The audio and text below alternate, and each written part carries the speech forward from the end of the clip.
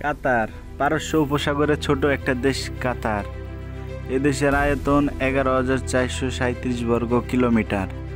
এদেশের ভাষা আরবি। কাতারের প্রধান আয়ের উৎস খনিজ সম্পদ।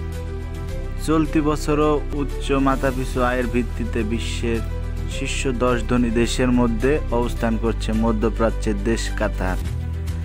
কিন্তু এক সময় আয়তনের দিক থেকে বাংলাদেশের তুলনায় প্রায় 13 গুণ ছোট এই কাতার ব্রিটিশ উপনিবেশ দেশগুলোর মধ্যে সর্বোচ্চ গরিব দেশগুলোর একটি ছিল। বাংলাদেশের মতো কাতারও স্বাধীনতা লাভ করেছিল 1971 সালে গ্রেট ব্রিটেনের কাছ থেকে। তবে বর্তমানে মাথাপিছু জিডিপির ওপর ভিত্তি করে কাতারের অর্থনীতি বিশ্বের অন্যতম সর্বোচ্চ। গ্রীষ্মকালে প্রচণ্ড তাপ, এমনকি 50 ডিগ্রি সেলসিয়াস পর্যন্ত তাপমাত্রা উঠে যাওয়া কাতারের বেশিরভাগ জুড়েই ছিল মরুভূমি, যার ফলে একদা এই দেশ ছিল বসবাসের অনুপযোগী স্থান। কিন্তু স্বাধীনতার 50 বছর পর দেশটির চিত্র সম্পূর্ণ আলাদা। কাতার এখন গ্রহের সর্বোচ্চ ধনী দেশ হিসেবে বিবেচিত।